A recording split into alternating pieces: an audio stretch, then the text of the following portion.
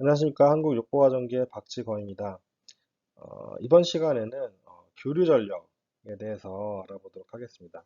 제가 지난 시간에 교류 전력을 구하기 위해서 알아야 될 게 첫 번째가 대표값, 교류 신호의 대표값을 알아봐야 된다 그랬잖아요. 그래서 우리는 그 값을 RMS 값, 이렇게 RMS 값식을 기준으로 대표를 한다고 했고요. 그 다음에 두 번째는 위상차를 알아야 된다 그랬어요. 뭐하고 뭐의 위상차인가요? 전압하고 전류의 위상차죠. 그래서 위상차가 왜 발생하는지에 대해서 이제 지난번에 제가 알려드렸고요. 이번에는 위상차가 난 상태에서 그런 교류 전력이 어떻게 바뀌나 이거에 대해서 한번 알아보도록 하겠습니다. 일단 우리가 교류 전력을 얘기할 때는 항상 세 가지가 나와요. 많이 들어보셨을 거예요. 피상 전력, 유효 전력, 무효 전력. 요거의 의미에 대해서는 설명해 놓은 자료들이 두 배 많이 있으니까 그거를 좀 참조를 해보시면 될 것 같고요. 저는 이제 그냥 간단하게만 그 정의하고 넘어갈게요. 자, 피상전력 같은 경우는 전압의 시력값과 전류의 시력값의 곱, 기호는 S, 단위는 VA, 볼테이지 암페어입니다. 그래서 얘는 이 피상전력은 위상차를 고려하지 않은 거예요. 그러니까 위상차가 없다고 가정하고요. 그냥 전압의 시력값하고 전류의 시력값을 그냥 두 개 곱한 겁니다. 자, 그 개념이고요. 유효 전력 같은 경우는 부하에서 실제로 소비한 전력. 자, 얘는 위상차를 고려를 했어요. 자, 위상차를 고려하고 그 다음에 그때 부하에서 실제로 소비한 전력이고 기호는 P 단위는 W입니다. 실제로 소비했다는 거는 어떤 이제 전기를 받아가지고 열을 내거나 아니면 빛을 내거나 아니면 뭐 회전을 시켰다거나 이렇게 실제 일을 한 전기, 에너지 요거를 이제 유효전력 이렇게 얘기를 하고요. 무효전력 같은 경우는 부하와 전원 사이를 왕복만 하고 소비되지 않은 전력, 기호는 Q, 단위는 바르, 볼테이지, 암페어, 리액티브라는 뜻이거든요. 그래서 얘가 유효전력 같은 경우는 실제 에너지, 전기 에너지를 열이나 빛이나 회전 에너지를 바꿔줬지만 무효전력은 이런 식으로 에너지가 변환되지 않고요. 그냥 전원 쪽에다가 다시 되돌려준 전력 이렇게 생각하시면 돼요. 나중에 제가 기회가 되면은 요거에 대해서 좀 더 자세하게 설명을 해드릴게요. 왜냐하면 이 무효전력이 생각보다 되게 중요한 어, 팩터거든요. 자, 이건 뭐 다음 기회에 한번 알려드릴게요. 자, 그러면 일단은 유효전력. 자, 전압과 전류의 이상차가 없는 경우에 대해서 한번 알아보겠습니다. 자, 제가 여기다 순시전력 이렇게 얘기했는데요. 자, 앞에 이 유효전력하고 순시전력이란 말은 같은 말이고요. 그 다음에 뒤에 또 다시 제가 평균전력이란 말을 쓸 거예요. 그리고 우리가 흔히 얘기하는 소비전력, 이 네 가지 말은 같은 뜻이에요. 자, 유효전력은 앞에서 말한 것처럼 그냥 의미로 쓸 때 실제 부하가 에너지를 사용해서 뭔가 일을 했다. 그런 의미에서 유효전력을 쓴 거고요. 여기서 순시전력을 쓴 이유는 자, 이 전력을 구하기 위해서는 전압하고 전류값을 곱해야 된다 그랬죠. 근데 전압도 이렇게 시간에 따라서 이렇게 계속 변하고 전류도 시간에 따라서 이렇게 계속 변하잖아요. 그래서 이 순간값, 이 순시값이라고도 하죠. 이 값들을 바로바로 다 곱하는 거예요. 두 개를. 자, 그럼 어떻게 되나요? 자, 요 플러스 영역, 요 두 가지 곱하게 되면요. 면적이 이렇게 플러스가 나올 거고요. 마이너스 영역, 이렇게 두 개 곱하더라도 플러스가 나올 거예요. 그렇죠? 마이너스 마이너스 곱하면 플러스가 되는 거잖아요. 주기는 당연히 같은 거고요. 자, 요게 전력 파형입니다. 요게 전력 파형이 되는 거고요. 요거는 지금 위상차가 없는 거예요. 그럼 요거 가지고 이제 유효 전력 값을 어떻게 구하나요? 네, 여러분들도 알고 계시다시피 평균 냅니다. 평균. 요 면적을 요 면적을 평균 내면 돼요. 전압하고 전류 같은 경우는 평균을 냈으면은 어떻게 됐었죠? 바로 0이 나왔잖아요. 그래서 우리가 RMS 값을 가지고 구했었는데 이 유효 전력 값은 뭐 평균을 내더라도 0이 안 나와요. 그렇죠? 그래서 얘는 시간에 따라서 계속 바뀌니까 평균을 내버리면 되거든요. 그래서 지금 여기가 주기 t가 되는 거니까 요 면적을 구해야 되는 거니까 수학적으로는 그냥 적분해 버리면 돼요. 적분한 다음에 요 시간 주기 t로 나누게 되면 평균값이 나오겠죠. 그래서 이 평균 전력 P는 t분의 1에 뭐 인테그랄 0에서 t까지 전압하고 전류값 곱한 거. 되는 거고요. 사실 요 면적을 구하면요, 요 사각형 면적이 나올 겁니다. 왜냐하면은 지금 요 볼록 튀어나온 부분하고 요 지금 들어간 부분 있잖아요. 요 볼록 튀어나온 부분하고 들어간 부분, 요 부분이 이렇게 정확하게 이렇게 매치가 돼요. 이렇게 이런 식으로. 예, 이런 식으로 매치가 돼서 전력을 구하게 되면은 요 사각형 면적이 되는 거고요. 유효 전력 값은 요 P값, 요 값이 되는 겁니다. 그래서 사실 위상차가 없을 때는 그냥 구하면 돼요. 되게 쉬워요, 개념이. 근데 이제 개념이 어려운 게 위상차가 있을 경우죠. 어려운 거죠. 자, 그래서 보면은 지금 뭐 위상차가 없었던 경우는 지금 부하가 순수 R일 때의 경우고요. 순수 R인 경우는 거의 없죠. RL이거나 RC 둘 중에 하나인데 보통 RL 부하가 많아요.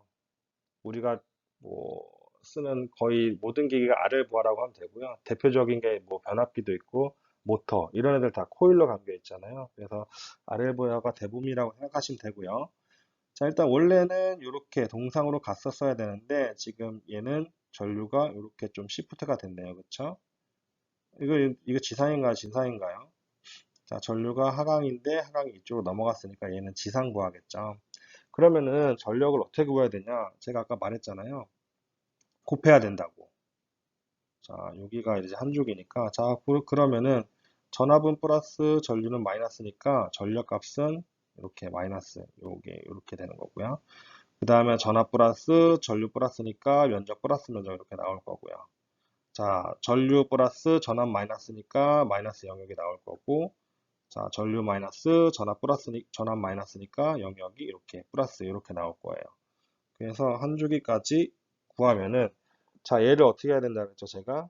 자, 요게 주기 t가 되는 거니까, 자, 인테그랄 t분의 1에서 0에서 t까지 전압 곱하기 전류 이렇게 해야 된다 그랬죠. 그러면은 지금 플러스에 있는 면적하고 마이너스에 있는 면적을 하게 되면 값이 더 줄어들겠죠. 얘네 두 개 값 더한 거하고 전압 얘 두 개 값 더한 거에서 요 두 개 값 더한 거 빼줘야 되는 거니까. 그러면은 이게 어떤 말인 거죠, 결국에는? 이상차가 전압하고 전류의 이상차가 발생을 하면은 전력값이 줄어들어요. 어떨 때보다? 이상차가 없을 때보다. 그래서 우리가 얘기하는 유효 전력은 항상 피상 전력보다 값이 작아요. 그렇게 생각하시면 돼요. 자, 그러면은 얼마나 작냐? 우리는 그거를 역률 이렇게 얘기합니다. 그래서 뭐 예를 들어서 우리 벽에 컨센트 있잖아요. 컨센트 두 가닥 이렇게 있고요. 다 전기기가 이렇게 있으면은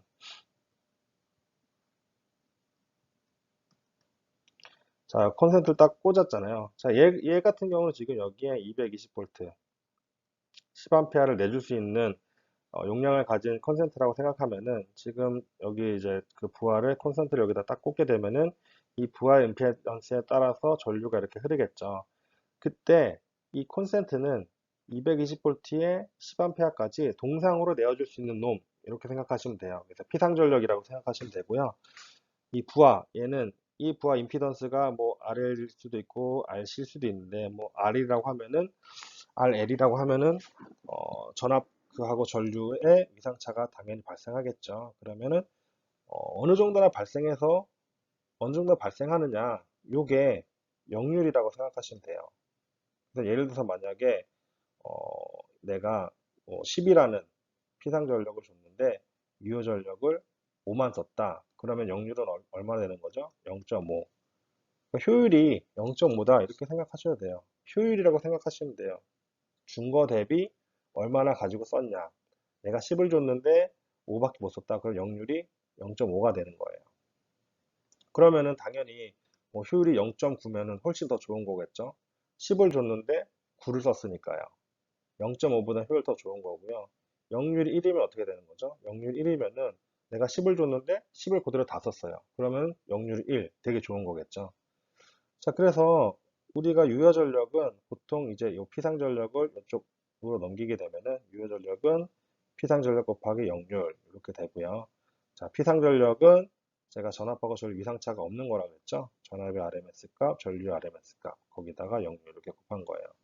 그래서 한 가지 재밌는 거를 좀 말씀드리면은 사실 전기기기를 만드는 회사 입장에서는 유효 전력이 중요한 거지 사실 피상 전력은 중요하지 않아요. 이게 무슨 말이냐면은 예를 들어서 만약에 발전소에서는 10이라는 전력을 공급해 줬는데 전기기기는 그 10을 받아가지고 유효한 일을 하는데 뭐 열을 내거나 뭐 빛을 내거나 회전을 하는데 5만 썼어요.